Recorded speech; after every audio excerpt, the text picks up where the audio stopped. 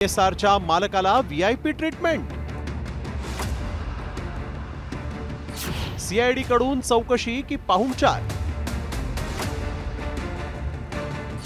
VK सिंगच्या चौकशीवर रोहित पवारांचा सवाल।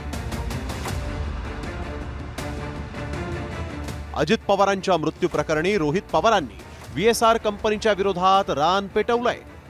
पॉवर पॉइंट प्रेझेंटेशन करून पुरावे सादरही केले। यानंतर DGCAनं VSRच्या विमानांची तांत्रिक देखभाल आणि सुरक्षा नियमात त्रुटी असल्याचा अहवाल दिला। यानंतर CIDनं VSRचे मालक VK सिंग यांची चौकशी केली। मात्र ही चौकशी होती की पाहुणचार, असा सवाल रोहित पवारांनी विचारलाय। 11-11:30 वाजता VK सिंग CID कार्यालयामध्ये आले असं आम्हाला कळलं। पार नाश्त्यापासून जेवणापर्यंत, आणि कदाचित आम्हाला असंही कळलं की संध्याकाळी अर्धा एक तास त्यांना टीव्हीवर क्रिकेटची मॅच सुद्धा तिथं दाखवली। त्याच्याचबरोबर येतानाचं फुटेज आपल्याकडे आहे, पण जाताना ते कुठल्या गाडीत गेले हे लोकांना कळलं नाही। हा जो VK सिंग आहे त्याला पोलिसांच्याच काळ्या गाडीमध्ये, काळ्या काचेच्या गाडीमध्ये बाहेर काढण्यात आलं। म्हणजे एवढी VIP ट्रीटमेंट। रोहित पवार फक्त CIDवर प्रश्न उपस्थित करून थांबलेले नाहीत, तर त्यांनी थेट CIDच्या कार्यालयात जाऊन VK सिंग यांच्या शाही बर्दास्त ठेवण्यावरूनही जाब विचारत FIR दाखल करण्याची मागणी केली आहे।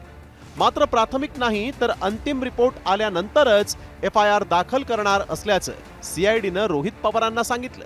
मात्र सत्ताधाऱ्यांसाठी एक न्याय आणि विरोधकांसाठी एक न्याय का, असा सवाल रोहित पवारांनी विचारलाय। आज आल्यानंतर त्यांनी आम्हाला सांगितलंय प्रिलिमिनरी रिपोर्ट नाही, तर फायनल रिपोर्ट जेव्हा येईल तेव्हा आम्ही FIR करू। 2023ला याच VSR कंपनीचा जेव्हा अपघात झाला होता, त्याचा अजूनपर्यंत गेल्या 3 वर्षामध्ये फायनल रिपोर्ट आलेला नाही। दादांचा FIR घेतला गेला नाही, म्हणजे कुठं ना कुठंतरी काही प्रमाणात काळबेर हे कुठेतरी आता सिद्ध होत चाललेलं आहे। एका बाजूला रोहित पवारांनी VSR कंपनीच्या विरोधात लढा तीव्र केलेला असतानाच दुसरीकडे अजितदादांचा मुलगा जय पवारांनीही VSR कंपनीच्या मालकाचा मुलगा रोहित सिंगचा एक व्हिडिओ जारी केला।